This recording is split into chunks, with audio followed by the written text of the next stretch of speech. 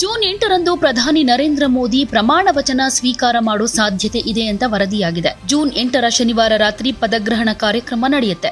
ಇದೇ ದಿನ ಹೊಸ ಸಂಪುಟದ ಸಚಿವರು ಪ್ರಮಾಣ ವಚನವನ್ನ ಸ್ವೀಕರಿಸಲಿದ್ದಾರೆ. 3ನೇ ಬಾರಿಗೆ ಪ್ರಧಾನಿಯಾಗಿ ಪ್ರಮಾಣ ವಚನ ಸ್ವೀಕರಿಸುವ ಮೂಲಕ ಮೋದಿ ಹ್ಯಾಟ್ರಿಕ್ ದಾಖಲೆಯನ್ನ ಬರೆಯಲಿದ್ದಾರೆ.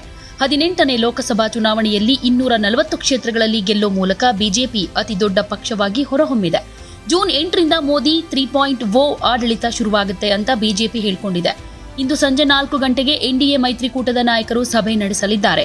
ಈ ಸಭೆಯಲ್ಲಿ ಸರ್ಕಾರದ ರಚನೆ ಬಗ್ಗೆ ಚರ್ಚೆ ಮಾಡಲಿದ್ದಾರೆ. ಈ ಸಭೆಯಲ್ಲಿ ಭಾಗಿಯಾಗುವಂತೆ ಎಲ್ಲಾ ಎನ್ಡಿಎ ನಾಯಕರಿಗೆ ಸ್ವತಃ ಕೇಂದ್ರ ಸಚಿವ ಅಮಿತ್ ಶಾ ಫೋನ್ ಕರೆ ಮಾಡಿ ಆಹ್ವಾನ ನೀಡಿದ್ದಾರಂತೆ.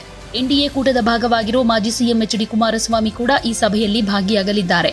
ಚುನಾವಣಾ ಆಯೋಗದ ಪ್ರಕಾರ ಬಿಜೆಪಿ ನೇತೃತ್ವದ ಎನ್ಡಿಎ ಕೂಟಕ್ಕೆ 292, ಐಎನ್ಡಿಐಎ ಮೈತ್ರಿಕೂಟಕ್ಕೆ 234 ಕ್ಷೇತ್ರಗಳಲ್ಲಿ ಗೆಲುವು ಸಿಕ್ಕಿದೆ. ಲೋಕಸಭಾ ಚುನಾವಣೆಯ ತೀರ್ಪು ಬಿಜೆಪಿಗೆ ನಿರಾಸೆ ತಂದ್ರೂ ಕೂಡ 3ನೇ ಬಾರಿಗೆ ಸರ್ಕಾರ ರಚನೆ ಮಾಡ್ತಾ ಇರೋ ಟಾನಿಕ್ ಕೊಟ್ಟಿದೆ. 10 ವರ್ಷದ ಆಡಳಿತದ ನಂತರ ಮತ್ತೆ 3ನೇ ಬಾರಿಗೆ ಮೋದಿ ಪ್ರಧಾನಿಯಾಗ್ತಾ ಇದ್ದಾರೆ. ಇತ್ತ ಕಾಂಗ್ರೆಸ್ ಹಾಗೂ ಇಂಡಿಯಾ ಒಕ್ಕೂಟ ದೇಶಾದ್ಯಂತ ಸಂಭ್ರಮಾಚರಣೆಯಲ್ಲಿದೆ.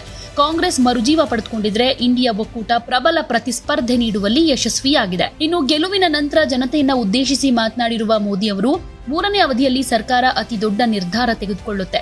ಇದು ಮೋದಿ ಗ್ಯಾರಂಟಿ ಅಂತ ಮಹತ್ವದ ಸೂಚನೆ ಕೊಟ್ಟಿದ್ದಾರೆ. ಇಂಡಿಯಾ ಒಕ್ಕೂಟ ಒಟ್ಟಿಗೆ ಸೇರಿ ಬಿಜೆಪಿ ಗೆದ್ದಷ್ಟು ಸ್ಥಾನ ಗೆಲ್ಲೋದಕ್ಕೆ ಸಾಧ್ಯ ಆಗಿಲ್ಲ ಅಂತ ಮೋದಿ ಹೇಳಿದ್ದಾರೆ. ಈ ದೇಶದ ಜನತೆಯ ಪ್ರಯಾಸ, ಬೆವರಿನ ಶ್ರಮ ನನಗೆ ಪ್ರೇರಣೆ ನೀಡುತ್ತೆ ಅಂತಾನೂ ಹೇಳಿದ್ದಾರೆ.